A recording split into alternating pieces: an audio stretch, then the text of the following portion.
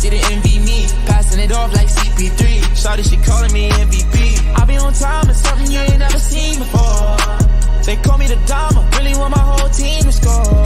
Damn, yeah, too icy, yeah, too clean, yeah, my zone, yeah, 2-3, yeah, got shooters that hit from deep, bust like Giannis, yeah, too mean. Bright lights like we at the garden, on P, don't get me started. Whole team walk in, we the party. If I can't make the play, I'ma lob it. If you jump, that's right on your head. Had to put him to sleep, go to bed. I'm a star, drop 50 and left. From the logo, like I'm Steph. Put it up, knock him down every time. Going hard like my life on the line. Catch me on the course, I would've down. Never lose and I put it on mine. Had to get out my shell, I've been laying low. They get real when it comes to the playoffs. You fight with me, know it's a KO.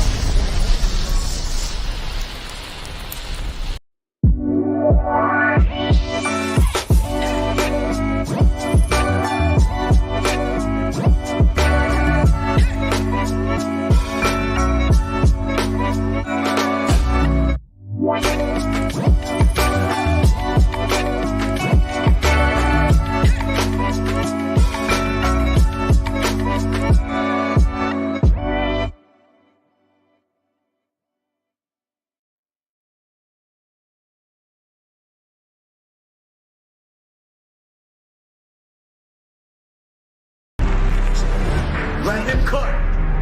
Let him cook now. Let him cook. I said let him cook.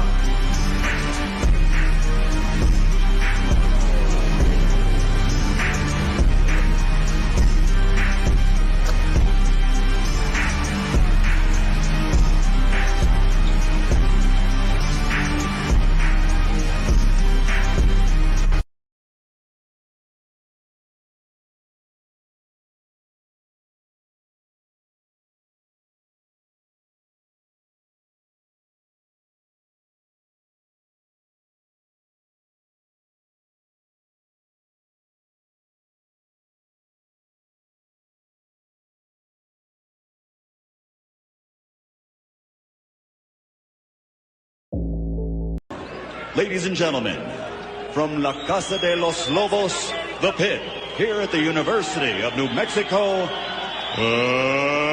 let's get ready to rumble!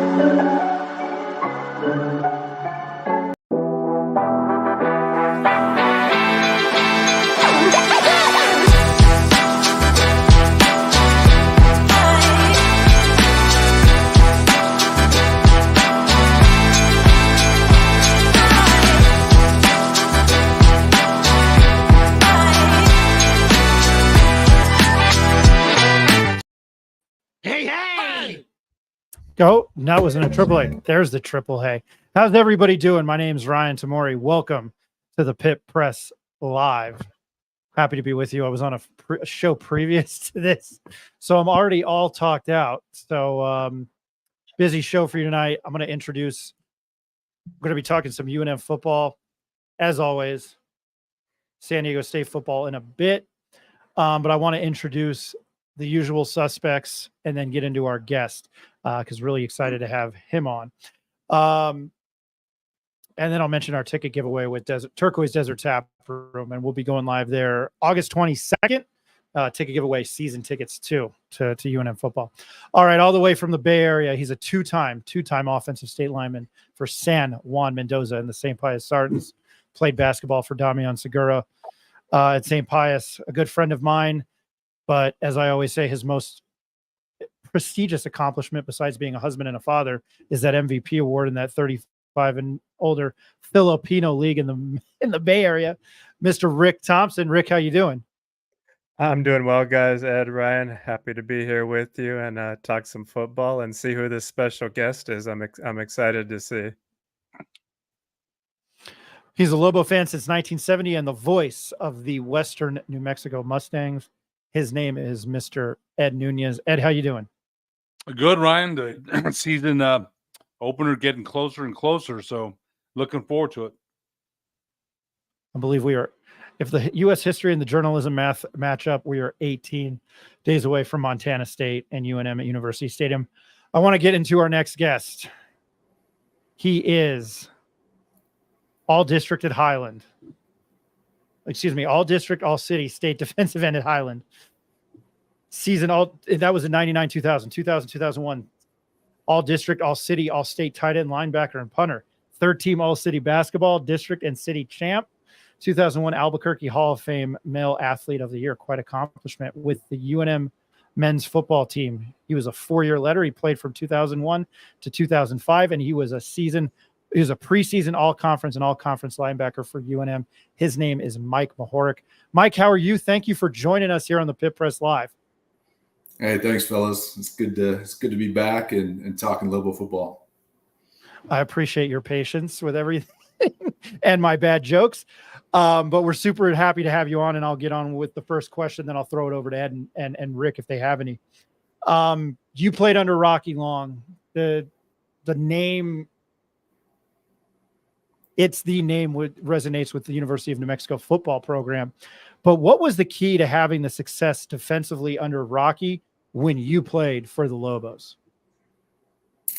I think we had a lot of players that, ultimately, I mean, we had some talent. We were just a gritty group of guys. I think that, ultimately just that type of football, that ultimately when I came on board, Bronco was the D coordinator back then. And I just think that mentality that you got to be kind of the toughest kid in the schoolyard. And I grew up the street up at Highland High School, and that's kind of the mentality that we had up there. And it carried over. And I think a lot of the teammates that we had that were local guys and just maybe not the heaviest recruited people that ended up being starters and played a lot with the Lobos. I mean, we all kind of had that mentality and that chip on our shoulder. So I think that was a big key to our success.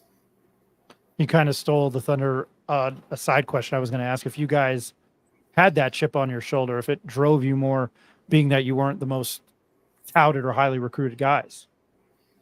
Yeah, no doubt. I mean, I think when you looked at a lot of the guys that ended up being starters and maybe ultimately all conference, I mean, a lot of us were walk-ons and not recruited. Myself, I was a walk-on.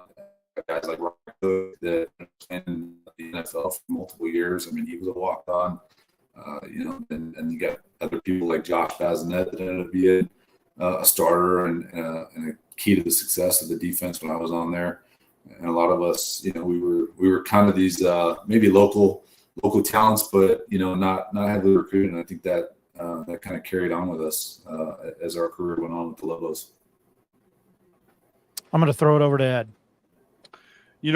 Mike, you said Coach Mendenhall was the defensive coordinator when you were there.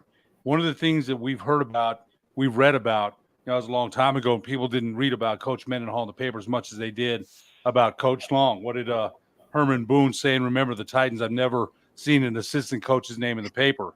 So we didn't see his name in the paper a lot, but we've been reading about his attention to detail, things like that. If you didn't, I'll give you an example. What I read the paper about 2 weeks ago, they didn't do the punt return team right. He got him back out there right before practice, made him do it again. What do you recall most about his coaching that defensive unit? What do you remember about that? Because that was some time ago. What are your recollections of Coach Mendenhall and his coaching approach to the defense? Yeah, I mean, my first interaction with him, he recruited me a little bit at Highland High School. He wasn't my direct position coach. He was the D coordinator, obviously, at that point, and then Rocky and Coach Rodriguez coached more of the linebackers. But he was such an influential person. And at that point in time, each one of the position coaches also, and they had a special teams component that they also coached. So Coach Mendenhall coached the kickoff team, and I can remember, that was the team that everyone wanted to be on, and that attention to detail. If you didn't hit the line within a foot of the ball being kicked, we had to redo that over and over. You had to get on the Stairmaster for 10 minutes after. Sometimes you'd make you watch film standing up on one leg to correct your mistakes. And I think that, ultimately those little things that he instilled in us, and again, he wasn't a direct position coach, but I think the impact that it carried on with us.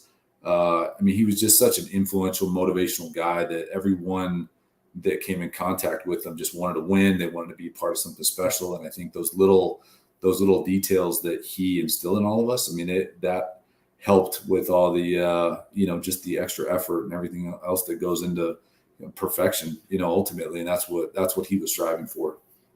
I'm going to say one more thing. I'll turn it over to Rick, but it's Mike, you played for Judge Chavez at Highland. And I've got a little quote from Coach Chavez that he gave me before the show, but you didn't play for Coach Gentry. He was already gone, way long gone by the time you got to Highland, but your dad played, I think, for him. So it almost reminds me of Coach Gentry's. One of my friends said running the Delaware T one time, he took a wrong step. He's supposed to go left and went right, and Coach Gentry lost it. So it sounds like, that's the way it is on Landrick. Brody told us last week that the guys were fighting to be on that kickoff return team starters, which I felt like, because you're going to, that's before all the kickoff rules had changed. You're going down there kamikaze 100 miles an hour, man, trying to kill people. And so when starters want to be on that team, that kind of tells me that's the kind of coach that guys are going to run through the wall for. You've played for coaches like that, Mike and Judge Chavez, who I think the world of, and Coach Rocky Long. Would you say that Coach Mendenhall had that kind of effect on people? Oh yeah, no doubt. Expert motivator. Again, I remember him talking to us. I think it was an all-city banquet when I was in high school, and at that point, I didn't have a ton of offers. I had the Naval Academy. I didn't have an offer from the University of New Mexico. I think just with the lottery scholarship and maybe that recruiting class at that time, they were kind of banking that because I didn't have a lot of attention, I might walk on. And I just remember that talk that he gave to the high school guys and that at that point in time, the motivational speech that he gave us and just kind of that energy and passion. Ultimately it helped with my decision to walk on to UNM and turn down a pretty lucrative scholarship, I guess, at the time. And I think just, those type of coaches that you named, Judge Chavez, Bronco Mendenhall, those guys are expert motivators. And I think that they also let their coaches coach. They expect a lot from their guys, and that unit, not only the defensive unit that he had and the expectations he put forward. I think the kickoff was almost like it was also another elite unit that he put together, and that was kind of the prerequisite. If you wanted to play on his defense, you had to make the special teams, and you had to make that specific team, and you had to perform well on that to even get looked at on D. So it was it was probably a way that he gauged talent and effort. And ultimately it was a way that if you could do that right, it helped you get a leg up on the defense and be able to play on that team as well. Kind of funny when you mention a motivator, when you talk to him, very precise, very calculated, not a lot of emotion. You don't get it from them. Some coaches wear their emotions on their sleeve. They do. I think Judge Chavez was like that. Now, Gary Sanchez, the track coach and the football coach, is way different. Everyone's different. But when you talk to him, Ryan and I had a chance to talk to him in Las Vegas. Very precise, very calculated. So he must be a kind of a different motivator. Rick, did you have something? I'm sorry. Go ahead. No, go ahead, Ed. Finish your thought. No, I was done with that. No, I just I thought when we talked to Coach Mendenhall, he's low key, man. That doesn't mean he doesn't. Coach Gentry, you didn't play. Your dad played for him. Your dad probably told you some of the gentryisms that were said, and a lot of them we can't repeat here. So Coach Sure, you Mendenhall. can. No, Yeah. no. Have you heard me No, talk on this show like a yeah. sailor? Yeah, I promised I would never cuss out on the show. I promised myself. That's not to say that I don't. You guys know that I do, but yeah, I promised myself I wouldn't do that. But so I just think he's very, very precise. Almost real low key. So he must have a different way of motivating when he's coaching, and all the great ones do. But I got to say this before I don't want to take too much more time away from Rick. He's a winner. He's won. That kind of coaching has had results both at Virginia and at BYU. He's been at 16 bowl games. So hopefully we can see some of that return here, New Mexico, the success that Coach Long did and Coach Davey, for 2 years. Coach Franchione back in the day. Go ahead, Rick. Yeah, and Mike, I don't know if you heard recently of last week, they're going to cut down actually on the number of walk-on players that are going to be available in the upcoming season and increase the number of scholarships. So I was just wondering, could you tell us a little bit about like your walk-on journey and just how difficult it really is? Because a few of my teammates from high school walked on to the Lobos, I believe your senior year, being Danny Martin and Jonathan Milligan. And I just really admired the work they put in, not knowing if they were even going to get a jersey or not. And maybe just talk about, what it took to become a starter and one of the best players on the team. Yeah, I give props to Coach Long. I mean, he didn't treat me any different. I wouldn't have known that I wasn't a scholarship player. I mean, I was treated just like everyone else. I got the same opportunities. I got an opportunity to practice. I was on the practice squad. I kind of had to earn my stripes that way, and I pissed off a lot of senior guys. And I got a scout team player of the year my freshman year as a defensive guy, and I think that helped. But I was never treated differently, and I think I was recruited by them heavily. I think they knew that I had some talent. I think whether or not what position I was going to play, I think that was still kind of undecided, and just size and speed, and I was a little bit of a tweener, I think, between D line and linebacker at that point. And I mean those guys, they treated me with respect, and I think ultimately I earned it. And they gave me the opportunities. And, after a couple of years, I think, of just consistency, ultimately I got a scholarship. And I think that chip on your shoulder, they didn't cut anyone that I can remember back then. I just think, I think the roster was like 138 or something that we had with walk-ons, and some guys were sharing lockers, but they just had everyone included in the team. And I think ultimately when you look at the culture of UNM football and filling seats, it's cool when you got, 30 maybe local guys that walked on and their families and their friends are in the stands. I mean, that's a cool feeling. And I think that gives you a sense of pride that you're playing in front of your family and friends every week. And ultimately I think it also helps with ticket sales and filling seats. I mean, it's a cool event to be at, I think, at that point. So, and just one follow up to that, being a hometown player, and I experienced that too, being able to see my friends on the field, just that, and that support was awesome. Could you talk about if you think it's going to be important for this Lobo program moving forward to keep some of the best in-state players other than just walk-ons? Because it seems like right now a lot of the top high school athletes are choosing to go elsewhere, and I don't blame them, but do you think it's going to be important for the program to start keeping some of those kids to kind of build that culture like you guys once had? Oh yeah. I mean, when you look at those guys that ultimately were getting pretty heavily recruited, right? We had Dontrell Moore, we had Hank Baskett. Those guys had opportunities to go other places. And I think, we as players, we kind of networked a little bit behind the scenes too. I mean, I think we were kind of talking to each other. We had some exposure to all-star games and contact with one another. And we, there was a lot of us that, myself, I mean, I had limited options, but I think those guys had a lot of options. And I think ultimately it was a decision to play in front of the state and to play for the name on the front of the jersey, being New Mexico, and, being close to friends and family. I mean, ultimately, I think that was again, you're playing for something else, and it's a different game right now with NIL and transfer portals, and a lot of times guys are moving more so for selfish reasons and money, and I mean it's a different game. So it's it is a challenge that I think the coaches have to deal with a lot more than maybe when we played. But I mean I think I think you got to keep in-state talent, getting walk-ons, getting other teammates from those players that might be top talent. I mean that's I think that's important, and getting to hang out with your friends and having a sense of community. I mean, that's huge. Piggybacking off NIL, I mean, what are you kind of mentioned a selfish reason, but what is your overall thought about it?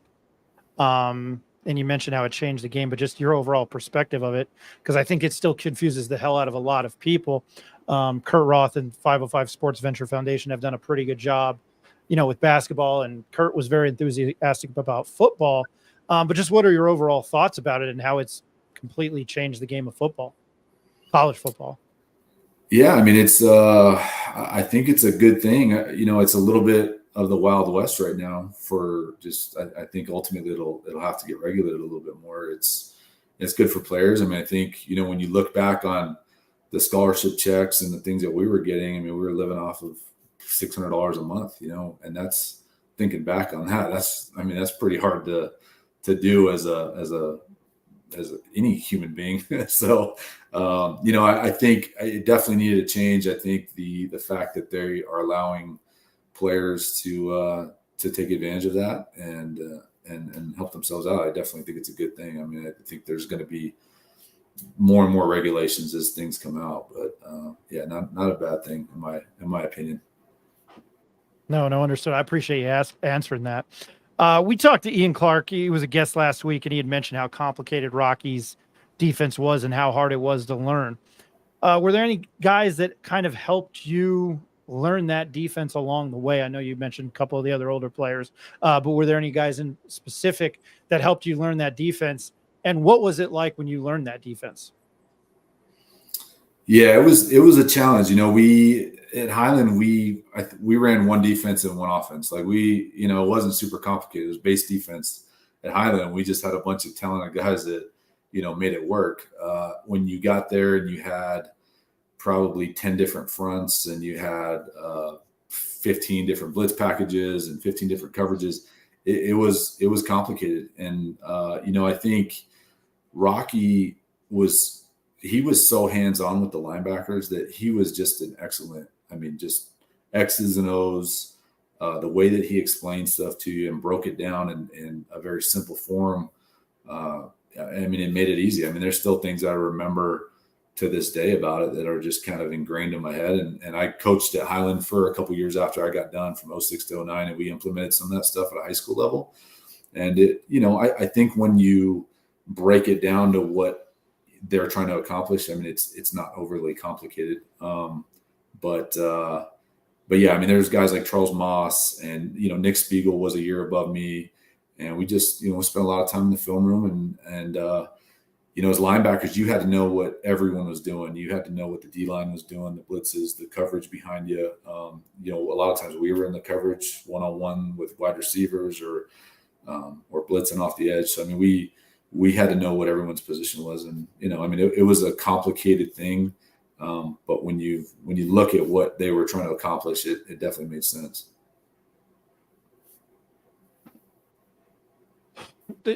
I've talked to several former defensive players, and I'm just bringing Ian Clark up again because he mentioned it last week. And he said for somebody who grew up a massive Lobo fan when you guys played those, especially that 2002 to like 2005 run, which was probably some of the most successful in the program's history. But Ian Clark had said, yeah, we might not have won the game, but damn it, if they didn't feel it the next week when they played the team you guys lost to, felt it the next week. And I was just on a show talking about UNM football currently, and I always bring up those Rocky defenses, and I use the Mike Tyson thing. Everybody's got a plan until you get punched in the mouth. Was that also your mentality when you were there? Was like, we might not be and I know it's cliche, but we might not be the most talented. We might not be the best team, but you're going to get hit. Was that the mentality? And did did a lot of guys that you played against, did they feel it after?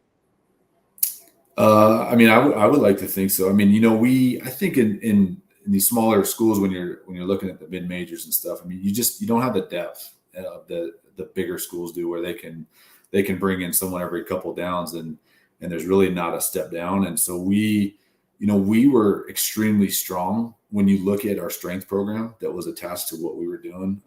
Coach Polson and those guys, I mean, he would know better, but I think the guys that were cleaning over 350, I mean, I think that was at an all-time high at that point. I think that we were just built to endure a lot of, just kind of a lot of plays. I mean, there was times, I think the most plays I played in a game was like 106 defensive snaps. A lot of us that were in the game a lot. I mean, we just kind of had to tough it out. And, I think the strength component and the way that they prepared us for that was a huge piece of that success. And yeah, I mean, I think Ian's right. I mean, that was another guy that went to the same school that I went to in high school and was a couple years younger. And we crossed paths at UNM as well. But that was the culture that we were going to go in and we were going to hit people in the mouth. And that's, again, we weren't going to be the fastest or strongest, necessarily. But we were definitely going to beat you up, and we weren't going to let up. And I think that was, Coach Long, Coach Mendenhall early on, that was something that I still remember, where, as you're running to the ball, Coach Mendenhall would run by you and he would bump you as he was beating you to the ball. He was a coach that was, actively running around with them. And, we would, after 3 days back then, when you could do that, you were going to the elevator and he would look at you and give you this look like you're the softest person in the world if you take that elevator. So, you'd have all of us going up 3 sets of stairs, up to the top of the stadium after 5-6 hours of practice back then. So, but those little things, just kind of built that toughness. And I think, I give my hats off. I mean, I think the academic thing that I just recently heard that was like an all-time high for the academics that they hit. I mean, I think those little things, if you strive for excellence, those things transfer over the field. And it's just those little habits that, he's probably putting in the players. And I think Rocky did a good job of that. And Mendenhall was absolutely a motivator in that realm. I got to ask this. Mark Paulson's name gets thrown up a lot, and the respect and the appreciation. I don't know if it's necessarily, I could be wrong this day and age, because of the growth of the strength and conditioning coach. It's like a thing you have to see on the sidelines when you're watching college football, and College Game Day's done stories on it. But how much respect did you have for Mark Paulson? And you kind of touched on it, but how much did he bring? Or how much respect did you guys have for him? And how much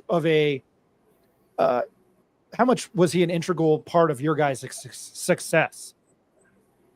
Oh, I mean, it was huge. I think you ask everyone in that program, during his tenure, we were one of the strongest teams. I think you saw results, him and his staff, there was Joaquin, there was Aaron Day.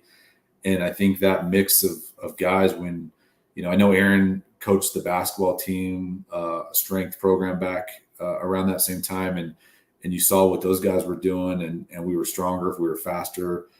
Coaches couldn't be around during the summer workouts, and those guys were the ones that helped us, maintain and get into shape. And they did a phenomenal job. And I mean, they tuned us up. I mean, their expectations in the weight room were just as high as the coaches, that were coaching us on the field later on in the season. I mean, the expectation was high. There was a culture that you weren't going to miss practice. You were there every single day. And that was, in the off season, everyone showed up, and there was, again, another great motivator, a guy that would not be afraid to get in your face, but, also just had a lot of care for you and wanted to build you up. And you got a chance to see results. And that's, ultimately, I think what helped us.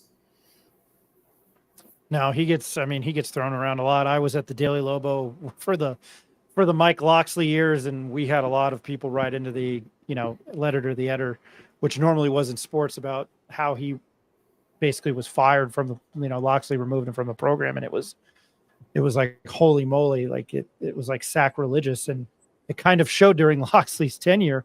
UNM, I think, as I mentioned, your guys' years with Rocky, basketball kind of took a back seat, and football was the dominant of the big two. But it seems that over the last decade or 15 years, it's been a little bit of an afterthought. What do you think it will take to change the culture, the identity at UNM? And I'm going to take a guess it does start with Bronco Mendenhall, but I'll let you answer that question. Yeah, I mean, at the end of the day, you got to win, and we have a lot of fickle fans. We have some of the best fans, when they are engaged and they are there.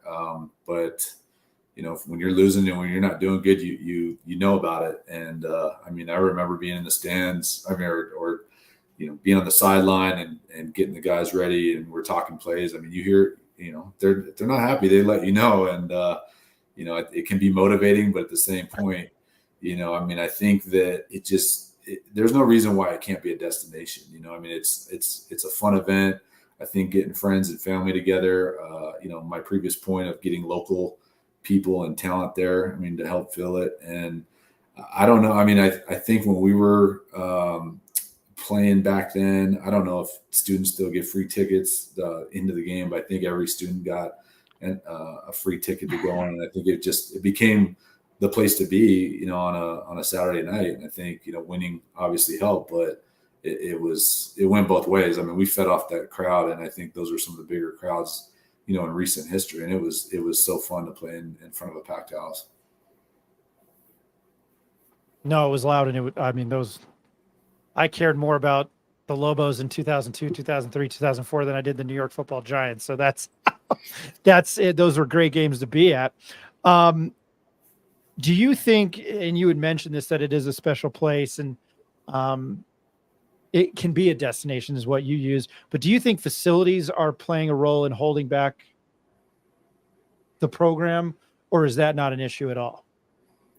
Yeah. I think it's an arms race. I had a chance to walk through the Oregon facilities last year, and that was insane. And not to say that UNM is going to be, ever at that level with Phil Knight in their backyard, but you got jerseys, you got equipment, you got different. They had a barbershop in their locker room. There was different amenities, and I think that different places have now that players might expect or that they're using for recruiting tools, and it's just kind of a one-stop shop. And so the fact that we have an indoor facility is awesome when you compare it to the rest of the Mountain West. I haven't been to those facilities lately. It's been 20 years since I remember changing in some of those locker rooms for our competitors and going to their stadiums. And I thought at the time we had a pretty good one, but we used to practice on the tennis court bubbles when it was raining, and now we got an indoor facility. So I think at the end of the day, the facilities are there. The weight room is good. That the fact that we just got that redone is awesome. The indoor facility, the tools are in place. It's just whether or not they're getting used appropriately, and you build the coaching staff around it, which I think is a step in the right direction with bringing them back. Those little things will continue to happen and get better. What have you learned, if anything, from Broncos team this year? It's a little bit hush hush. He's trying not to have any distractions. He's trying to figure out the pieces in place. 60 new players, which is kind of unheard of. But have you heard anything? And kind of maybe what are your expectations for Broncos' first year here? I think that there's probably similar cultural styles that with Rocky coming back and Danny and Bronco, those guys being on the same staff. I think the effort level is probably, it's not like him having to take over. I think from what I've seen in the past, like Loxley's teams where it was a complete overhaul. So I think some of the foundation stuff is still there. He has been extremely active with the former players. I think building that culture. I think that's a huge part of getting us together. I had an opportunity to go to the practice last Saturday and see some past teammates, and I mean it fired you up. I mean, you heard people hitting, you saw people running around. The size of the team looked. I mean, I was walking around. I'm like, wow, this looks like a D1 program that is ready to go. I mean, they were fired up, and it was cool to see. And a lot of us, a couple of my past teammates and stuff were there, and I mean, we left pumped. I mean, we were, we felt good about things, and I think just seeing the effort and flying around the ball, it was awesome. Ed, Rick, do you have anything? Yeah, I actually do. Judge Chavez sent me this quote about you, Mike. Big, strong, very athletic. Started 2 years at tight end and defensive end senior year. Started inside linebacker, got hurt in a freak accident. We had to move Mike to inside linebacker. We went on to be All-State and started 3 years for UNM. So that was from Judge, who, even though he coached at Valley High School, considers himself, a hot and hornet man. And that's and he graduated from Valley, played at Valley, coached at Valley. But he was at Highland for 15 years. He was there for a long time. But I think one of the things that you're saying, and you were out there at practice, I think you're pretty optimistic. They've got a tough schedule. Their schedule's very tough. We've talked about how many wins they may or may not get, and they've got out of the gate, even Montana, they're underdogs to Montana State, and then they've got Arizona, they've got Auburn. They've got a tough schedule ahead. Do you have any number of games that you see you in your mind that you might? I mean, Coach Gonzalez won 4 last year, and really a couple of those games sliding the other direction. Maybe he's still here. Is there a number in your mind that you see Coach Mendenhall in his first season maybe winning here? It's going to be tough. Yeah, I mean, no doubt about it. I mean, you got some big money games, and going to Auburn and stuff. I mean, that's a tough place to play. But I also think that just seeing him draw on some other transfers. The NIL works kind of both ways. You get these guys that are maybe on deep rosters and they aren't getting the playing time that maybe they think they are. And now they're coming in and they're starting for us. And so it looks like he got some good players that came in and transferred. I think that will help right away. I mean, it's hard to put a number on it. I think that the one thing that I think is probably in his favor is that a lot of teams are probably going into playing New Mexico and they're not probably taking them as serious. And I think that, a lot of times that worked out in our favor when I played. And, you get hit in the mouth a couple of times by Lobos, and I think that same toughness will carry over. I mean, that could set the tone for the game. And, I mean, a lot of that stuff is, it can go in our favor. So, I mean, that's the good thing about football. You mentioned a lot of teams, but I think there's coaches around the conference that know, Coach Mendenhall's got a pretty good, solid reputation. So, the name New Mexico, they're picked to finish second to last in the conference. And then, they haven't had success the last number of years. But I think Coach Mendenhall, coaches around the conference know who he is.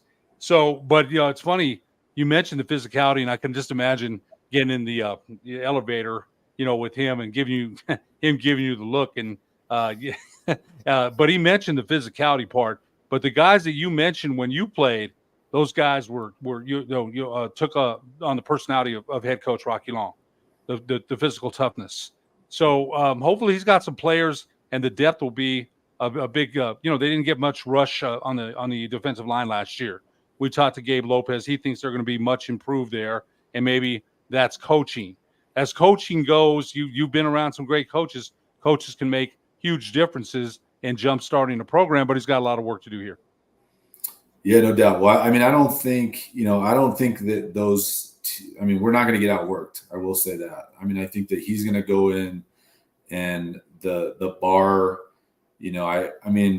I got nothing bad to say about Danny. I think that just the interactions that I remember from Coach Mendenhall as my coach. Danny wasn't my coach back then; he was on staff. But I just know that the energy level that he's going to bring and kind of those expectations were so high that I think they carry over. And I mean, he's not asking any of the players to do anything that he hasn't done. I mean, he was successful as a player.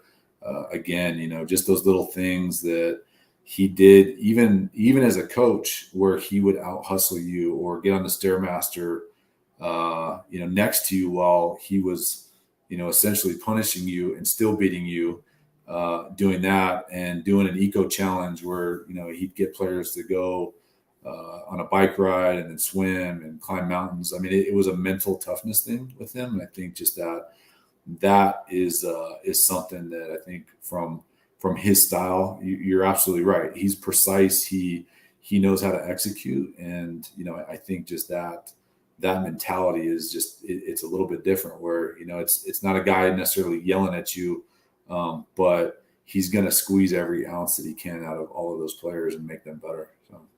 Yeah, just one more question, Mike, and I know Ryan wants to wrap it up, but you were at Highland on Saturday for the Highland Hall of Fame ceremony. That was our second class of inductees. What did it mean for your dad was there along with some Highland classmates when he graduated? What did it mean for you to see your high school track coach? You did well in the discus. Your track coach, Gary Sanchez, who also coached football there. What did it mean for you to see him inducted into the Highland Sports Hall of Fame?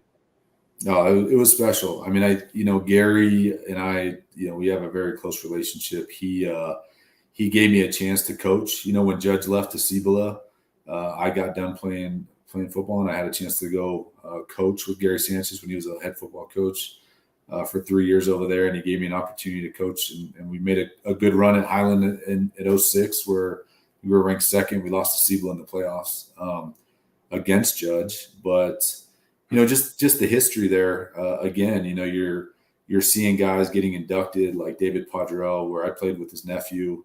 Mike Padrell played on the Lobos with us. So there is a sense of community that's special about Highland, and I think ultimately that's carried over to UNM a little bit, and seeing past players and their kids like Brody make it to that next level. I mean, we're all kind of rooting for each other, and again, I mean, Gary has influenced so many people, and just as a coach, and again, a very different motivator, but through compassion and just work ethic and care that he will give you all day long to coach you and help you how to do stuff throughout not only sports but life. I mean, that's it meant the world to me to be able to be there for that. So he's a former linebacker for the University of New Mexico, 2001 to 2005, and he played at Highland. He was a preseason all-conference. Mr. Mike Mohoric, hey, we really appreciate talking to you and insight and keeping this train rolling of going and talking to or having former UNM football players on this show. We really, really appreciate your time. Thanks, fellas. It was awesome, and go Bows. Thanks, Mike. Thanks, Mike. All right.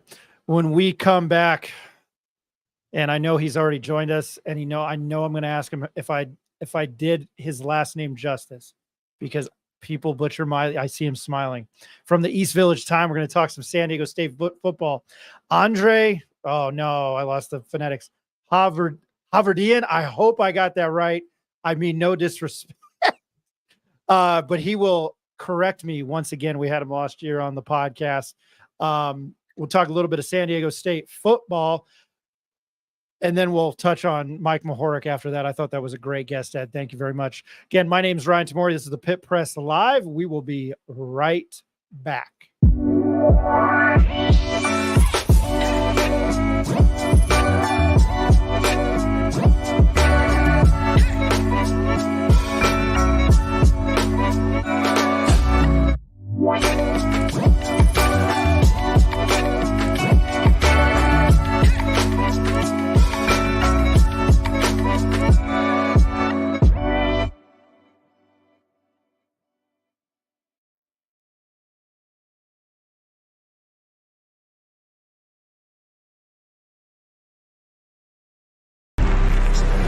Let him cook. Let him cook now. Let him cook. I said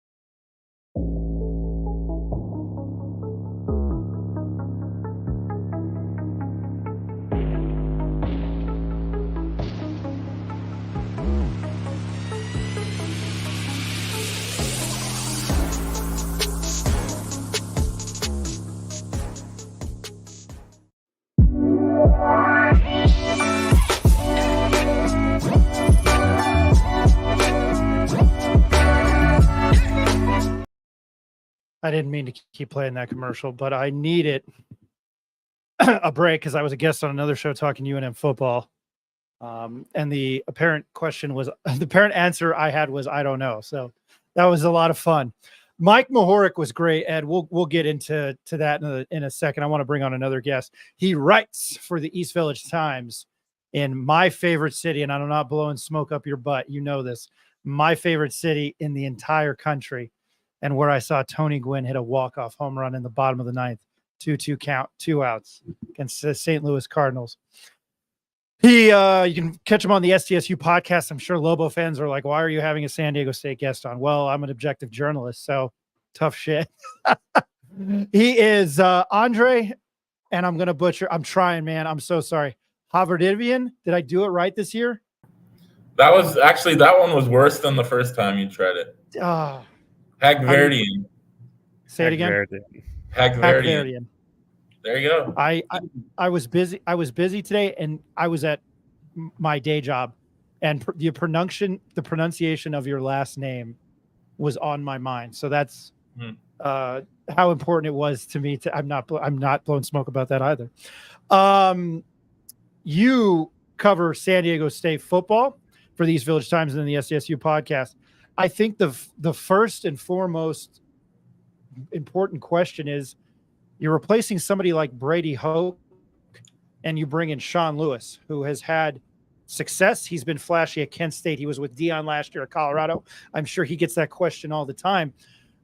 What have you learned about Sean Lewis and what he brings to San Diego State? I mean, from the day one, you can tell his passion and energy. Just, Brady Hoke was an old school guy. He coached for 40 years. He was in his mid to late 60s. And Sean Lewis is 37. I'm older than him, even though I'm still young or consider myself young. He's passionate. He talks a mile a minute. When you ask him a question, either at a press conference or on the practice field, the passion and energy just comes out. And that's what a lot of the players have also said about him, and the difference between, prior years and this year, they noticed that energy. He's obviously offensive minded, which is a complete 180 from Brady Hoke, Rocky Long. And you guys talked a lot about Rocky Long on the first half of the show, but he was here as a coach for a long time as well. And it was a defense old school mentality, and now it's Sean Lewis, and Aztec Fast is the moniker they're using. They want to play. They want to finish the play, get up to the huddle, and snap it. They're not going to be huddling. So, I think that passion and energy exudes into that offense that he wants to run, that he's called Aztec Fest. When he was hired, and you beat me to the punch on my second question, it had been Brady Hoke, it had been Rocky Long. It was a defensive-minded team. A lot of success under Rocky Long. I don't think there's many Lobo fans. He's loved here, and to see the success he had at, albeit San Diego State, because of the basketball rivalry. But was it kind of like a breath of fresh air that he is offensive minded? Yeah, the fans had been asking for it for several years. Since Rashad Penny in 2016, 2017, we hadn't really had a running back that had much success as well. And so the fans already started talking, okay, well, we're not dominating in the running game anymore. And so now what are we going to do? Yeah, our defense is still good. In 2021, they won 12 games, and fans were still not happy because their offense was probably in the bottom 20 of the FBS. And they were winning with defense and the punt god, Matt Ariza, kicking 75-yard punts and flipping the field. So fans are still not – that should tell you what you need to know, right? The fans were not happy. Some fans, I don't want to label all fans, some fans are not happy even winning 12 games because the offense was so bad. And so it's a breath of fresh air, as you said, because now it's an offensive-minded guy. You want to obviously improve the offense, but you want to still keep the defense good. The defense took a step back last year under the old regime, and so now they've got not just a new offensive guy as head coach, but they've got a brand new defensive system and a defensive coordinator as well. And so it's, both ends of parts of the field really, there's a lot up in the air because there's so many new players and new faces. And so The fans obviously want more offense, and that was the driving force behind the school hiring an offensive-minded guy. There was no way I think that fans would have accepted a defensive-minded coach this time around just because of what's happened in the past. The defense is moving from the 3-3-5 to the 4-2-5. They want to have 3 safeties in there. What is the scheme? Why are they making this change? I mean, I think a lot of people have talked about maybe the 3-3-5 is outdated. I mentioned that to our previous guest, who was a Lobo linebacker, Mike Mohoric. But do you see what is the reasoning behind the defensive switch? Obviously, maybe the new defensive coordinator doesn't have a background with that scheme, but why are they making this switch now? Yeah, the new defensive coordinator is Eric Schmidt. He was the edges coach at Washington the last couple of years, and then he was a coach at Fresno State before. So he was under kind of the Kalen DeBoer kind of coaching tree, and they ran the 4-2-5 at Washington. Washington had, I believe, 2 or 3 edge defenders that got drafted in the last 2 years, and so I think that's what the team was missing on defense in the 3-3-5 is they were not getting edge guys that could rush the passer from the outside. A lot of it was stunting and interior stuff that really wasn't getting home. And they believe that by having a 4-man line, that they can exploit and recruit and get these edge guys that could, cause havoc on the quarterback a lot more than they did under the 3-3-5. Now the 3-3-5 at times they still used a Sam linebacker on the line to kind of mimic a 4-man line. So it's not going to be that much different, but the type of people that are going to be on the edges are different. They're different body types, different skill sets. And so they think that that's going to help them get to the quarterback a lot faster. One of those safeties is Deshaun McCune. He's a senior. He's got, bringing that veteran presence. Talk about him and what he can bring to this new defensive scheme under Eric Schmidt. He's fast, really fast and athletic. I think when he was at TCU, or when he was being recruited and went to TCU, he was one of the top 10 athletes in the country in terms of speed, athleticism, jumping ability. Last year, he started a few games, was a backup most of the year, but he's really been prominent in all the marketing and the media this summer. And he's someone that not only are the coaches looking at to be a playmaker, but a captain, most likely as a veteran presence. I believe this is his 6th year in college football. So he's ready. This 4-2, they used to have the Aztec position or the Lobo position as you guys are more familiar with. Now they call it the stud, which is a weird name, but we'll go with it. And it's kind of a hybrid, nickel corner safety role, and they have him pegged for that spot.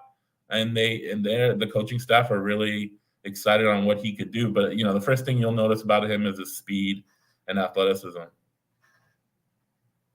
Camby Goff of Air Force plays that stud position. They want him to be kind of like a nickel line, nickel. I know you can play linebacker, but it's nickel, and then you're playing safety. Switching to offense, one of the biggest, I guess, questions going in for San Diego State this year is the quarterback battle. You have A.J. Duffy, who's a transfer from Florida State, and then you have freshman Danny O'Neal. They competed it out. I think what I know about what Sean Lewis had success at Kent State was you needed a mobile quarterback. What have you, if you've been to any of the practices, what have you learned about this potential QB battle? And if there is one, who's the leading front runner? I mean, I would imagine it's probably Duffy. Yeah, I was at some practices in the spring. I was not able to go to any of the first couple last week in fall because I've been traveling for my day job and stuff. But yeah, AJ Duffy came in. Danny O'Neal, who's a true freshman from Indiana, who was committed to Colorado because of Sean Lewis, and who, when Sean Lewis left and came to San Diego State as head coach, brought Danny O'Neal with him, essentially getting him to decommit from Colorado and sign at San Diego State. So the 2 guys that Sean Lewis handpicked and brought in ended up being the 2 guys that got first team reps most of the spring and are now, on the depth chart anyway, before fall camp. They're the OR, both guys listed. Conventional wisdom would say you go with the more experienced guy, even though Duffy really isn't highly experienced playing in college. He didn't play much at Florida State in 2 years, so but he still has been in a program in college a lot longer. And I think conventional wisdom would say Duffy has the inside edge. But the fact that Duffy didn't win the position outright in the spring said either he didn't do enough or Danny O'Neill did more than expected to keep that race tight. But I think pretty soon we have FanFest this weekend where they'll be scrimmaging at Snapdragon Stadium, and the fans and media are invited, obviously. And so I think that'll give us a good chance to see really who's ahead in the lead. And I wouldn't be surprised if we saw a starter at least announced shortly after that. As far as the talent positions go on offense, Keenan Christon is the returning running back. He led the team in rushing yards last year. What can San Diego State and Mountain West fans expect out of him? And can he have an even bigger impact on this offense and under Sean Lewis's offense going into 2024? That's the hope. I mean, Keenan is a San Diego kid. He went to USC. He's a track guy too. He was one of the fastest guys in San Diego. Had some success his freshman year at USC, but then didn't really do much the second year, was suspended due to a team violation, and ended up transferring back. He's maybe disappointed in his 2 seasons here because so many people thought so much of him, but you can say maybe the offense wasn't suited to what he does best, which is putting him in space and having him miss. Running him inside maybe wasn't his best suited, and maybe in Sean Lewis's Aztec Fast, they can unlock him a little bit. That's the hope, at least. It's his last year of college football. He decided to come back for that last year under a new staff because he probably believed in and bought in on what Sean Lewis was selling offensively. But I think the name you're probably going to want to know or hear about is Marquez Cooper, who transferred in after the spring. He is the active leading rusher in NCAA. He played for Sean Lewis for 3 years at Kent State, had 1,000-yard seasons every year, played at Ball State last year, and now is finishing up his career here.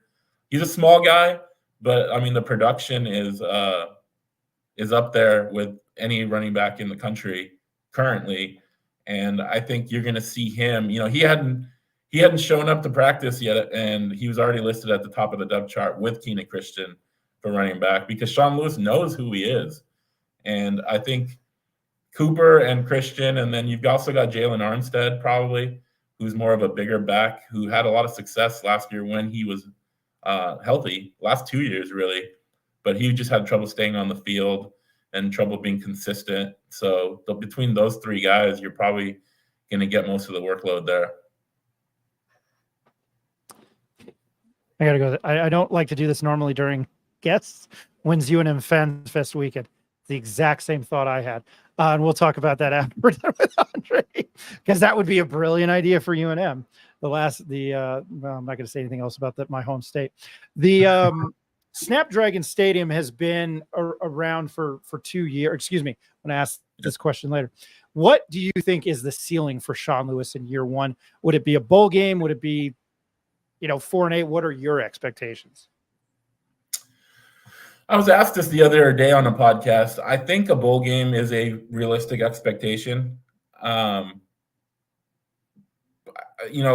got a tough schedule. They play Oregon State, Washington State as part of that Pac-2 Mountain West, alliance. They're already going to play at Oregon State because of a home and home. And then Washington State got added, so they have one less Mountain West game. They got at Cal and at Central Michigan as well. And then at Boise, at UNLV. So they're playing the top, 2 or 3 teams on the road. So there's a lot of games there that are going to be difficult. They're going to be underdogs in. But I think 6 wins is realistic. Much more than that, you could see them potentially winning one of those tougher games at home, like an Oregon State or a Washington State, because they are at home. Maybe early in the season when teams haven't really picked up on what Sean Lewis is doing with this team. But I think you could see the ceiling be eight wins, something like that. But I think 6 in a bowl game is very realistic. now I thought of another question that I was going to ask you because of Cal on the schedule. And then you get Oregon State and Washington State. I mean, this was probably pre realignment and shift. Was that kind of San Diego State saying like, we'll play a Pac-12 team? I mean, I know they do it, you guys, with basketball, and then especially with the success that the basketball team has had, you get those bigger games. But were they just trying to schedule everybody along the West Coast? Was that kind of a Brady Hoke mentality? I think Rocky Long, we talk about it all the time, how he was the Pac-12 killer. But we're, going to Cal, these games, were they already in place, or was this something that we want to go to the Pac-12? What do you know about that? I hope that question made sense. Yeah, so Oregon State and Cal had been in place. They had a home and home with Oregon State, so they played at Oregon State last year. And then they had them on the schedule already this year, even before the Mountain West Pac-2 Alliance. The Washington State game was added because of that. That was not on the schedule.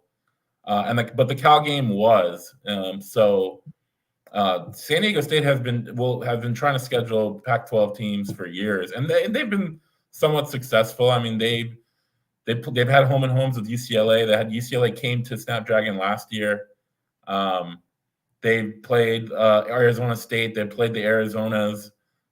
Pretty much the only team that wouldn't play them was like the Washington, Oregon, and the USCs. But all the other teams, they've been able to play a lot over the last 15 years or so.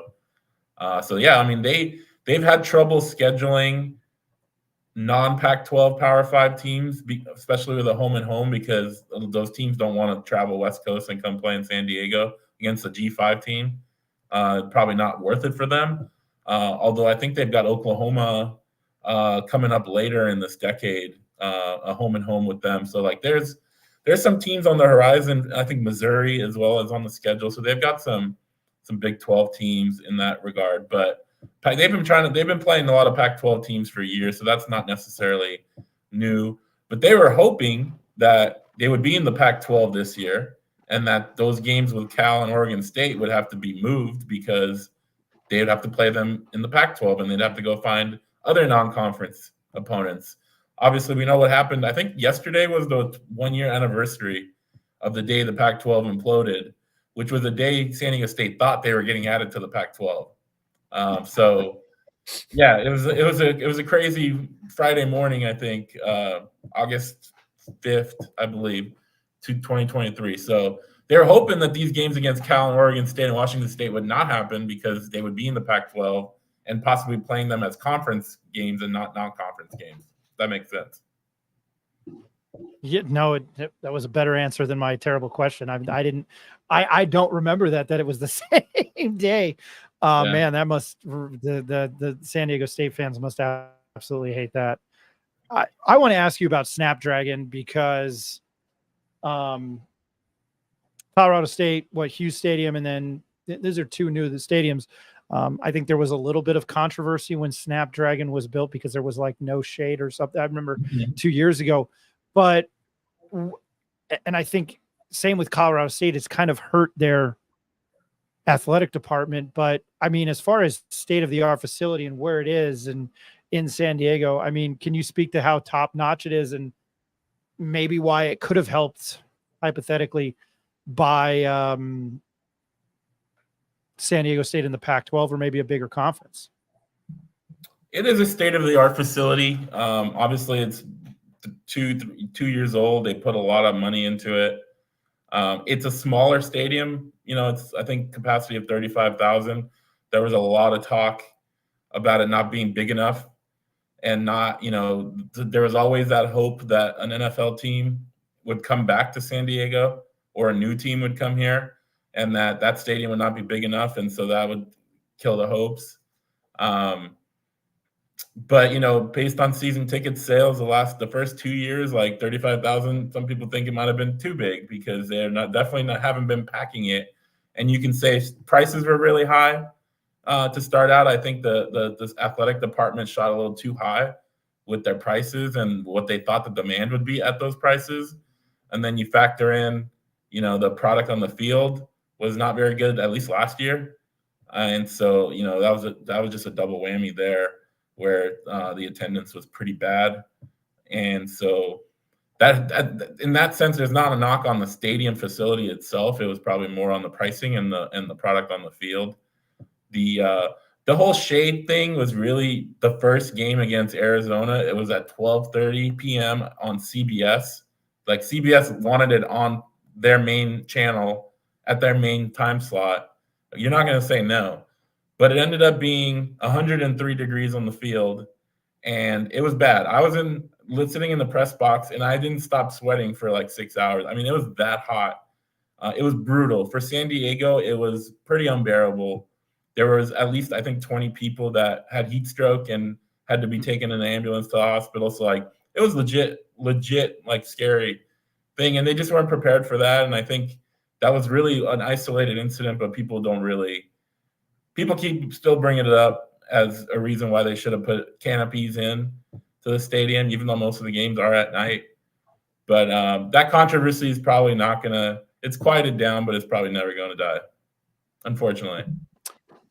Gotcha. No, I just being with the new stadium. Rick, go ahead.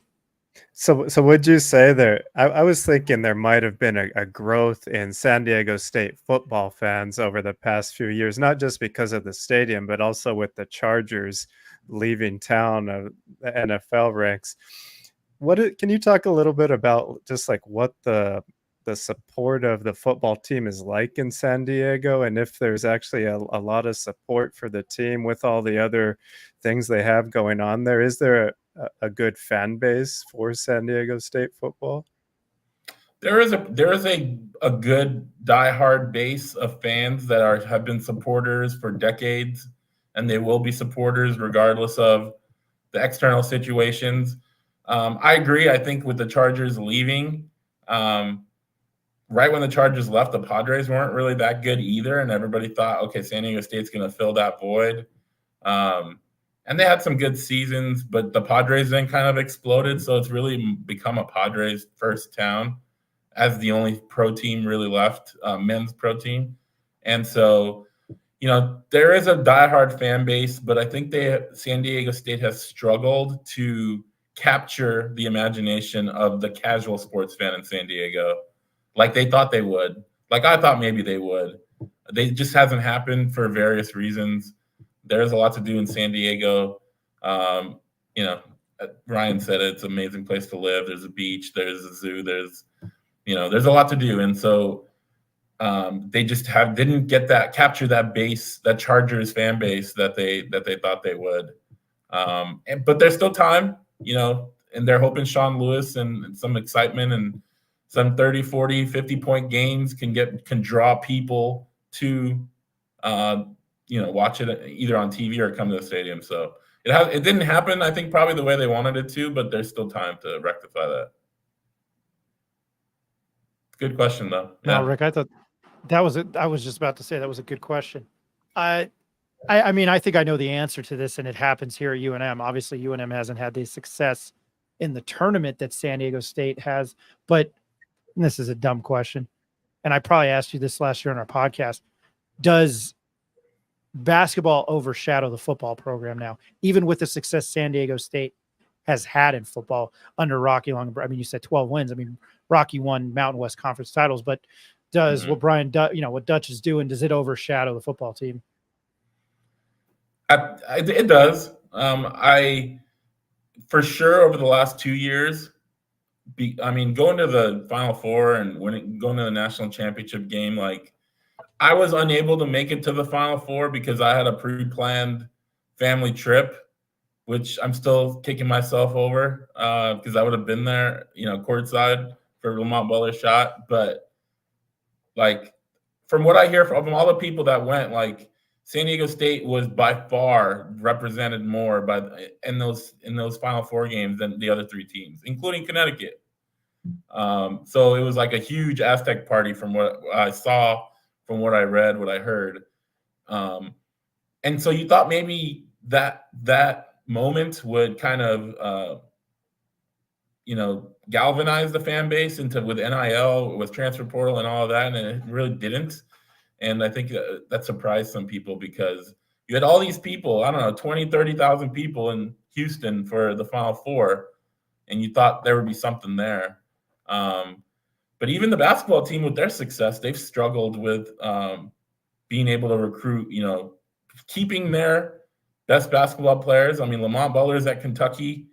Keyshawn Johnson went to Arizona last year. Now he's in the NBA. And Micah Parrish just transferred out. So, even basketball, with the success they've had going all the way to the championship game, and they're still struggling to keep their best players. And even though they've brought in really solid contributors and players, they've also missed out on some of the higher end, especially big men centers that they've gone after the last 2 years because probably the lack of NIL support. So it's still a struggle regardless of the success you have on the court or the field. No. I appreciate that. You can find him. Well, I don't know why I did that. You can find him at the East Village Times and the SDSU podcast. And here we go. Andre Hagverdian. Perfect. There you go. Right there. Yes. Yeah. Yes. Andre Hagverdian. I appreciate your time, man, for the last year and this year. I will probably bug you the week before UNM and San Diego State to catch up and see what's going on in the world of San Diego State football. I know you're on the East Coast. I appreciate your time. You're traveling. You have no idea what it means to me. Thank you for joining the show. Safe travels back to the West Coast. Thank you. I'm shocked the hotel Wi-Fi held up, but I appreciate you guys. Thanks for the time. Thanks, Andre. Great info. Chat. Yep. Have a great night, guys. Appreciate it. Safe travels back. All right. That was Andre Hagverdian. God, I couldn't believe I butchered it that bad. I'm trying to get to talk about as many teams as we can before the season. And then we got some other stuff to push out this week. I want to go to our question of the night. We'll probably be on, I don't know, not much longer, but I wanted to pose our question of the night. What musician would you have University Stadium named after FIU named their state? Dude, I was so busy. I didn't even have any Pitbull queued up. Dale. FIU, Pitbull paid $1.2 million to have FIU Stadium, Pitbull Stadium. So I posed the question to you, what musician would you have University Stadium named after? We'll come back at the end of the show. I have many ideas for that. I wanted to hit some of the comments, and then we will give our reaction to Mike Mohoric. I want to thank Andre Hagverdian from the East Village Times. Much appreciated. A lot of insight for doing that part-time.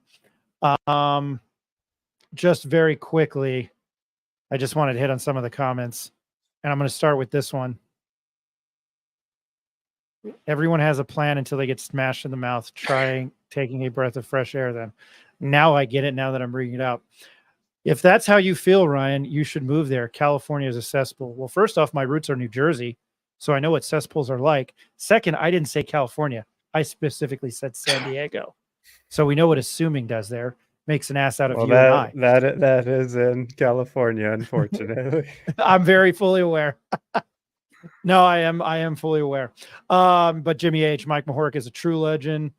I believe he played with Mark Walters on the football field. Mark should have chose football instead of basketball. I don't know. He was a pretty badass linebacker. Ed, you were able to nab him. What did you think of talking to Mike Mohoric? No, I thought Mike was really good. He was a heck of a linebacker at UNM. I thought he gave us a lot of good insight about what he thinks about Coach Mendenhall. No, I think Ronnie was mentioning Mark Walters played football at Highland as well. I just wanted to clarify that. But you know what? Yeah, he was a good basketball player too. So he could have been a star at either sport. But I thought Mike talked real well about the program back when he played, how physical they were. In Coach Mendenhall, I'd love to see him be the motivator that he says. I'm sure he is, but when you talk to him, he's just so mellow, so calculating, so precise.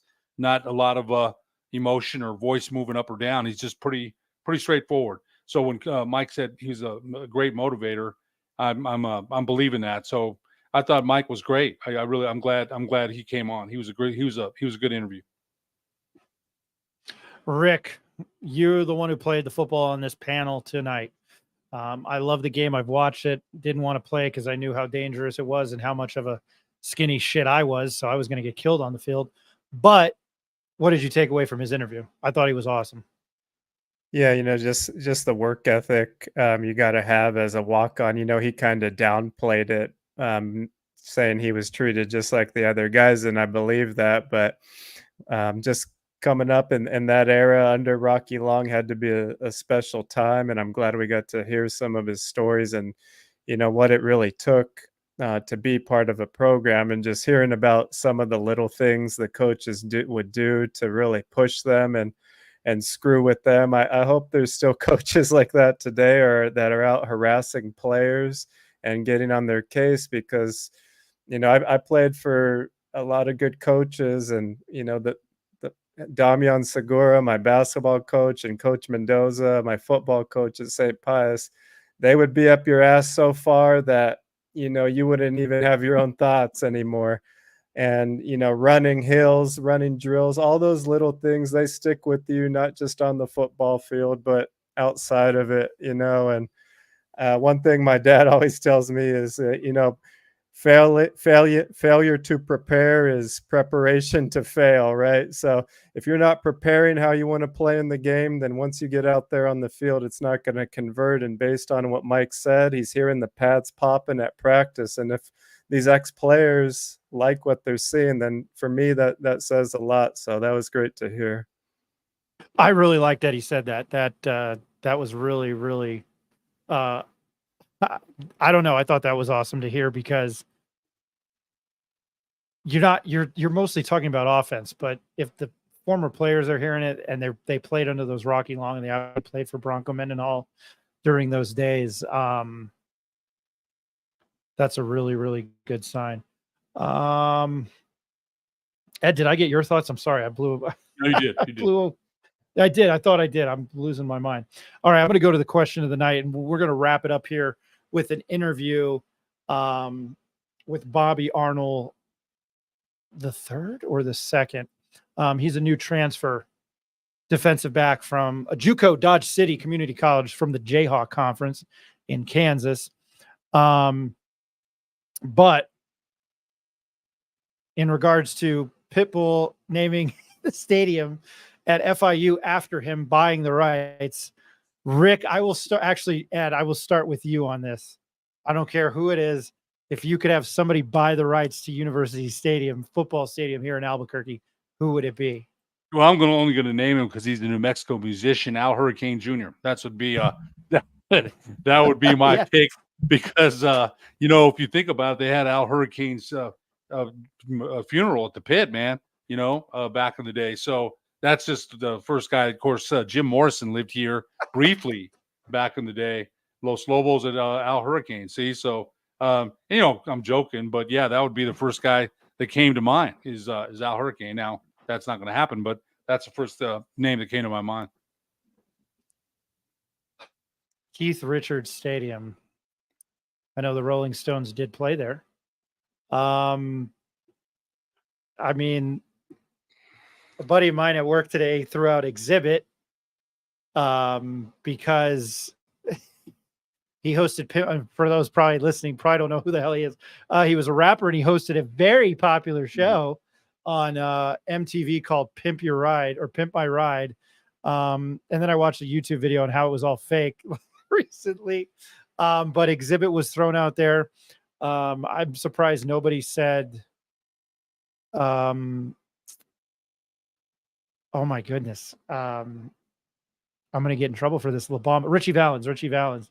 I'm surprised nobody said like Richie Valens Stadium. I mean, I'll one up everybody here with Selena Elos Dinos or the Village People Stadium. Rick, I wanted your thoughts on this. Well, Ed stole my thunder. I was going to say that eye patch guy. I couldn't even think of his name. That's the only musician from New Mexico I could think of. So I don't agree with this gentleman's all of his political ties, but I would love to see a Kid Rock stadium and have Kid Rock perform before or halftime of every game. That would just be electric. Regardless of how you feel about him politically, Ba with the Ba was a banger, man. And when he was dating, or he was married to Pamela Anderson, American Badass, it's quite the banger. His new music is pretty awful, but I will defend Ba with the Ba, Cowboy, Only God knows. Not a fan of All Summer Long. That's not the Kid Rock I know and love. The Kid Rock I know is talking about banging porn stars and all his homies on Cell Block 6. So that's the Kid Rock I know and love. Ben Wysong was going to go with Exhibit LOL. Hey, Ben, I'm going to message you after I get off here. We'd love for you to join us tomorrow night or Thursday. Yeah, I thought it was great that he Pitbull bought those stadium rights. What he gets with his purchase is, I believe, 2 suites at every event, and he gets to have the venue for 10 events. That means he gets to host 10 free concerts with that purchase that he's making. So he will make that money back, I'm thinking, easily in a few concerts. So not a bad deal for him. And hopefully we see more musical artists and maybe some athletes getting involved in this. Carrot Top Field at Allegiant Stadium. Snoop Dogg Stadium, because we all know Lobo's Wolf, LOL. I believe Snoop Dogg bow wow wow yippee-o yippee-a's, but what do I know? Just throwing that out there. And for those of you who listen, you know how much I despise the Wolf. Lobos howl, they don't wolf. Do you guys have any other final thoughts before I play the Bobby Arnold interview and we wrap up for the night? Again, we're coming to you live tomorrow night, Thursday night, and then I will also push our season ticket giveaway to Lobo football. We've got 2 tickets. Turquoise Desert Taproom is giving those away. We're going to help them announce that. They will be given away on August 22nd. We are doing a live show from there that night, hyping up Lobo football season. We're going to continue for the next 2-3 weeks. Well, what are we down to now? Next week and 2 weeks away. So next week and the following week, we are going to have as many Lobo football guests as we can. I don't do this enough on the show, and I don't want to keep everybody. Yeah, I know we need to talk about Winters Grady. We have not done that. And I don't keep up with either high school or basketball recruiting. So we need to figure out who we can have talk about him. Sorry for the lack of Lobo basketball tonight. But I want to thank Eric. He makes this show the way it looks. I have nothing to do with that. I host and get in arguments with our listeners. Rick, I love the insight you bring. It's awesome. And I love your sense of humor. Although I think it's a little contained on the show, which is okay because we all have to be PC. But contrary to what your mom believes, you're one of the funniest guys. I know. And Ed, for all the football players you've gotten on the last week or two, and I hope we can continue to do that over the next 2 weeks. I really appreciate your insight. When you said Mike Mohoric, I was like, man, that is awesome. And I know that people would appreciate that. Where's our damn email address? Take as many damn pictures as you'd like. Email us at thepitpressnm@gmail.com. Visit us at thepitpressnm.com. I need to write something, as I keep saying for 3 weeks now. Follow us on Instagram at thepitpressnm and on X, formerly Twitter, thepitpressnm. And then Ed, I didn't finish that thought. Thank you for gathering those guests. I thought Mike Mohoric was great, and the tough player that he was, and all these guys that played under Rocky Long. Appreciate it. We will try to bring you some winners. It's Winters Grady, correct? Like I said, I'm not big on. It's probably something I need. We will have a breakdown next episode. Yeah. Winters Grady. All right. Again, look out for our ticket giveaway. August 22nd, Turquoise Desert Taproom. We're partnering with them. It's not our ticket giveaway. It's Turquoise Desert Taproom's ticket giveaway. We will help them announce that August 22nd. That's only a few minutes away from Santa Ana Star Center Casino and Hotel. Make a bet on baseball and lose it like I do, and then head on over to Turquoise Desert Taproom and watch it. Lobo Game Day Show. Lobo Game Day Show live from Who the Hell Knows is a good name. Oh, I thought it said Lobo Game Day Show straight from hell, or just live from hell. I like both. I like both of those. I love both of those. Lobo Game Day live from hell. Ed, I didn't want to properly thank you. Thank you very much for getting all the guests. I appreciate it and joining us. Yeah, of course. All right. I'm going to take a quick, we're going to take a quick commercial break. Then we'll bring back the Bobby Arnold interview for Richard Thompson. And I didn't get to do it tonight. Where is it? Richard. And a Lobo fan since 1970 and and the voice of the Western New Mexico Mustangs, Mr. Ed Nunez. You guys have a good night. Take a quick commercial break. We'll be right back. And then Bobby Arnold II.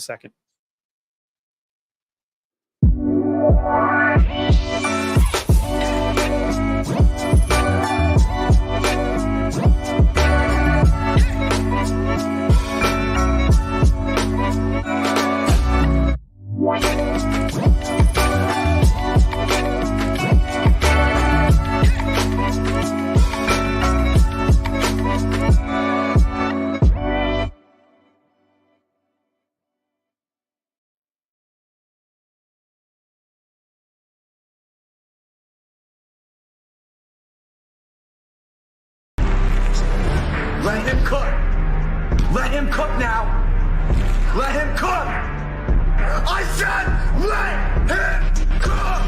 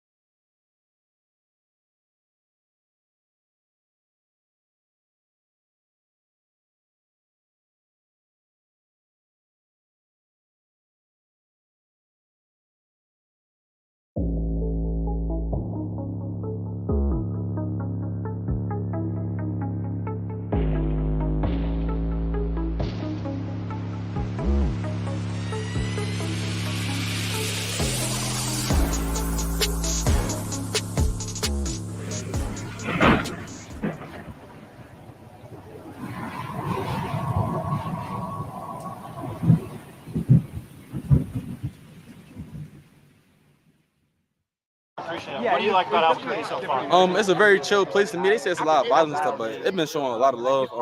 Very chill, like the food good, like a different culture, like the green chili and stuff where I'm from, we don't got that. So having that different culture in my life, I love it. So if I'm wrong here, you can correct me. I love the show Last Chance U and Coach Jason Brown, if you know who that is. You played at Dodge City, but how good of to the rest of the world that doesn't follow it, and maybe myself as a casual fan of JUCO and football, how good is JUCO football? JUCO football is very good. It's very underrated, but like we get recruited a lot. But I played like Last Chance U was like the best conference in JUCO. So like playing in that conference, them players, they tough, very D1 players over there. You had 3 interceptions for 142 yards, return yards, including 2 touchdowns. How would you describe how you play defense? That's pretty ball hawk out. One thing about my defense, I feel like I'm always around the ball. I'm gonna go hard to it. I'm gonna try to get it out. I'm trying to get a turnover for the team, get offense back on the field for they can score. Or if I can score myself, I'm gonna try to do it also. So that's what I am with defense. I'm a very active guy. I'm very energized when I'm on the field. Do you take more passion in taking away the ball or running out of your head? That really depends on how I feel on the day. Some days I just want to kill stuff. Some days I just want to pick stuff. I be trying to do both. The big hit always gonna bring the most passion out of me though. The big hit it's just the one. Just pump me up. Have you ever? I've covered this program on and off for about 15 years, but have you ever been a part of like trying to rebuild something like this? And I'll ask that question first. Have you ever been a part of something like trying to build a program? Yes, Dodge City. My first year at JUCO, we went 3-7. Next year we went 8-3. So that was a big change of difference. Team bringing in new players and new coaching staff. So it was like the same situation I'm in now. So you've been a part of that. Have you? Obviously, it's at a higher level. But I'm not knocking JUCO, but have you talked to other guys about that? Like, hey, I've been a part of it. We didn't have a winning record one year, and then the next year we turned things around and had a really good year. Yeah, I talked to a few guys about that. Cause I try to tell them like the main thing about it all is about loving each other. Like when you're on the field, you compete with your brothers. Like if you let them people next to you, you're gonna play great. because you're gonna know they're gonna go hard for you. So that's the biggest thing about the whole football world. Nobody love each other no more. So if we bring that love with each other, I feel like we could be anybody. Have you ever been a part of a program where you had to earn everything? You know, we talked to Luke Wysong, we talked to Andrew Henry, we talked to Christian Ellis. You guys had to earn jersey numbers. You've got one. You had to earn gear. Have you ever been a part of anything like that? Did it shock you? What do you like? No, I've never been a part of this. It did shock me though. You got to earn gear, jersey number. I thought you just come here because of college. Nowadays, you see people just come and get their jersey numbers, get paid NIL and stuff. So coming here and work for it, it show you the part of life. Like in life, you're never gonna have nothing handed to you. You just gotta go get it. So I love the program with Coach Mendenhall doing.